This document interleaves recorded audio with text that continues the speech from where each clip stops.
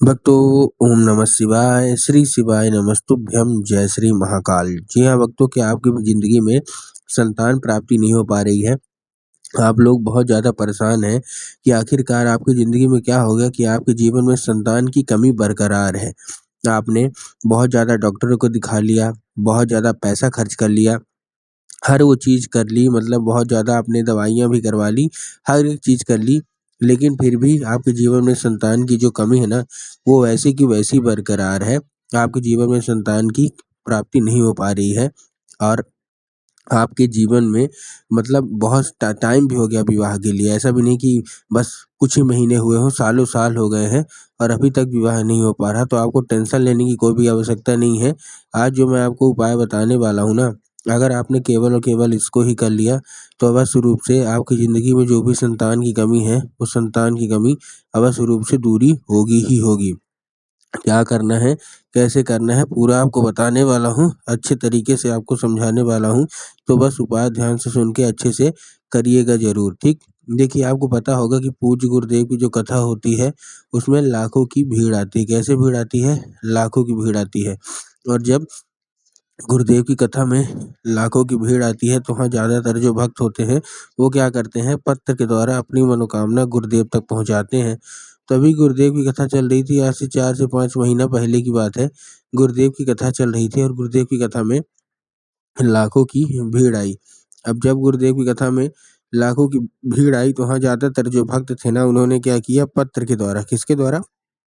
पत्र के द्वारा अपनी मनोकामना जो है, वो गुरुदेव तक पहुँचाई।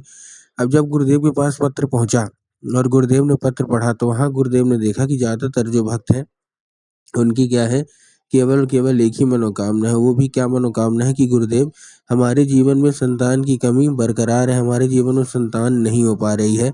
हमने मतलब हमको बहुत ज़्यादा समय हो गया है विवाह के लिए कि संतान अब तक तो हो जानी चाहिए, लेकिन अभी तक संतान नहीं हो पा रही। कृपया करके कोई उपाय बता दें, ताकि हमारे जीवन में जो है संतान की जो कमी है वो दूर हो जाए और संतान प्राप्ति हो जाए। अब जब गुरुदेव ने ये देखा, तब गुरुदेव ने 2 से 3 उपाय बताए और कहा केवल और केवल ये कर लेना, तुम्हारे जीवन में जो भी संतान की कमी है वो दूर हो जाएगी और तुम्हारे जीवन में अवश्य रूप से संतान की प्राप्ति होगी ही होगी। अब जब गुरुदेव ने उपाय बताया, तो लोगों ने जा जाके इस उपाय को घर में करना शुरू कर दिया। अब जैसे ही लोगों ने जा जाके इस उपाय को घर में करना शुरू कर दिया, वही लोग गुरुदेव की कथा में मात्र 1 से डेढ़ महीने बाद वापस आए। अब जब वही लोग गुरुदेव की कथा में वापस आए, तो उन्होंने क्या किया, फिर से एक बार गुरुदेव को पत्र लिखा। लेकिन ये वाला जो पत्र था, ये गुरुदेव को धन्यवाद के रूप में पत्र था कि गुरुदेव धन्य हो आपका, आपके द्वारा बताया गया उपाय हमने कर लिया है। हमारी सारी की सारी इच्छा, सारी की सारी जो मनोकामना थी, वो पूरी हो गई है।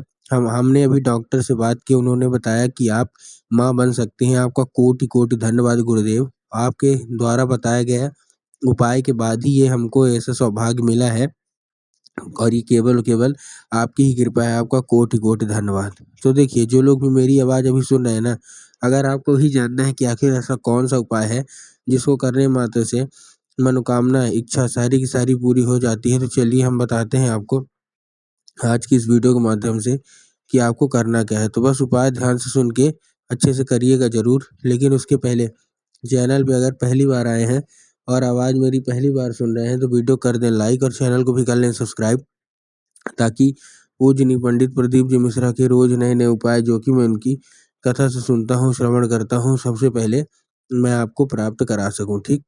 तो देखिए, जो हमारा सबसे पहला उपाय है, इस उपाय में आपको एक नारियल लेनी है और नारियल के साथ-साथ आपको एक सफ़ेद कपड़ा लेना है। क्या-क्या लेना है? नारियल और नारियल के साथ-साथ सफ़ेद कपड़ा। अब देखिए, जो नारियल है, वो नारियल कैसी होनी चाहिए? बहुत लोग कच्ची और पक्की नारियल में कन्फ्यूज़ होते हैं कि हमको कच्ची नारियल लेना है कि पक्की। तब गुरुदेव ने बताया कि आपको क्या लेना है, पक्की नारियल, जो जटा वाली होती है ना, वो नारियल आपको लेना है, ठीक? ले लिया, उसके साथ-साथ आपको एक सफ़ेद कपड़ा चाहिए। क्या चाहिए? सफ़ेद कपड़ा। सफ़ेद कपड़ा कैसे? जैसे हम लोग पोटली बाँधते हैं ना लाल कपड़े से, वैसे ही आपको एक सफ़ेद कपड़ा चाहिए।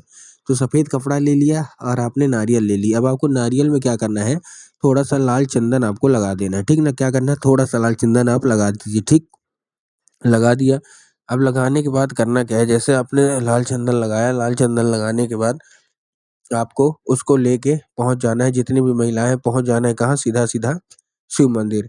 अब जैसे ही आप शिव मंदिर पहुँचेंगे, सबसे पहले आपको दक्षिण दिशा में खड़े होना है और उत्तर की ओर अपना चेहरा कर लेना है। अब देखिए, दक्षिण और उत्तर में भी बहुत सारे लोगों के मन में कन्फ्यूज़न आता है कि दक्षिण क्या है, उत्तर क्या है, हमको थोड़ा साफ-साफ बताओ। तब गुरुदेव ने साफ-साफ बताया है कि आप जिस भी शिव मंदिर जा रहे हो, शिव मंदिर का जिधर साइड जलाधारी हो, आपको अपना चेहरा उधर साइड करके खड़े हो जाना है, ठीक? खड़े हो गए? अब खड़े होने के बाद आपको एक नाम लेके, कौन-सा? महादेव का बहुत ही सुंदर सा नाम है श्रम्भेश्वर महादेव। तो आपको करना क्या है, आपको श्रम्भेश्वर महादेव का नाम लेके और उन्हीं का स्मरण करके आपको चुपचाप क्या कर देना है, आपको अर्पित कर देना है बस। पूज्य गुरुदेव कहते हैं कि अगर आपने श्रम्भेश्वर महादेव का ये उपाय कर लिया, तो बस रूप से जो कोई भी इच्छा है, जो कोई भी मनोकामना है, सारी की सारी इच्छा, सारी की सारी मनोकामना बस रूप से पूरी होगी ही होगी, ठीक? ये था कौन-सा? ये था हमारा पहला उपाय। अब हम चलते हैं अपने दूसरे उपाय की ओर। अब देखिए, जो हमारा दूसरा उपाय है, उस उपाय में आपको करना क्या है, जो हमारा दूसरा उपाय है, इस उपाय में आपको सबसे पहले लेना क्या है, इस उपाय में आपको सबसे पहले लेना है, जो सफ़ेद आँकड़ा होता है ना, सफ़ेद आँकड़ा, तो आपको क्या करना है, जो सफ़ेद आँकड़ा है उसकी जड़ ले लेना है, ठीक? तो सफ़ेद आँकड़े की आपने क्या ले लिया, सफ़ेद आँकड़े की आपने जड़ ले लिया। अब जब आप सफ़ेद आँकड़े की जड़ लेंगे, आपको एक लाल धागा भी चाहिए। क्या चाहिए? आपको एक लाल धागा भी चाहिए, ठीक? तो आपने क्या किया, लाल धागा भी ले लिया। अब लाल धागा लेने के बाद आपको करना क्या है, जैसे आपने लाल धागा लिया, अब आपको क्या करना है, वो जो सफ़ेद आँकड़े की जड़ है ना, आपको क्या करना है, वो उसी में बाँध लेना है। वो जो सफ़ेद आँकड़े की जड़ है, आपको उसी लाल धागे में अच्छे से बाँध लेना है, ठीक? बाँध लिया। अब बाँधने के बाद आपको करना क्या है, जैसे बाँध लिया, बाँधने के बाद उसको लेके पहुँच जाना है सीधा-सीधा शिव मंदिर। अब शिव मंदिर पहुँच गए, अब शिव मंदिर पहुँचने के बाद आपको माता शोक सुंदरी की जगह पे, अब देखिए, जिसको पता है कि माता शोक सुंदरी की जगह कहाँ होती है, उनका तो ठीक, लेकिन बहुत सारे ऐसे लोग हैं जिनको यही नहीं पता कि माता शोक सुंदरी की जगह होती कहाँ है। तब गुरुदेव ने साफ-साफ बताया कि जो जलाधारी है, जलाधारी के बिल्कुल बीचों-बीच, कहाँ? जलाधारी के बिल्कुल बीचों-बीच जगह होती है किसकी?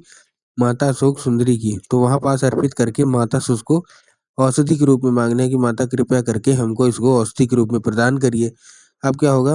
अब वो औषधि बन जाएगा। तो बस आपको करना क्या है, 5 मिनट तक आप रखे रहने दीजिए, फिर वही उठाइए और क्या करना है, अपने कमर पे उसको बाँध दीजिए। पूज्य गुरुदेव कहते हैं कि उसका बहुत ज़्यादा इम्पैक्ट पड़ता है और आपका जो भी संतान प्राप्ति नहीं हो पाती, अवश्य रूप से आपके जीवन में जो संतान की जो कमी है ना, वो दूर होगी और संतान प्राप्ति अवश्य रूप से होगी ही होगी। तो उम्मीद करता हूँ आज के जितने भी मैंने आपको उपाय बताए, सारे के सारे उपाय समझ में आ गए होंगे।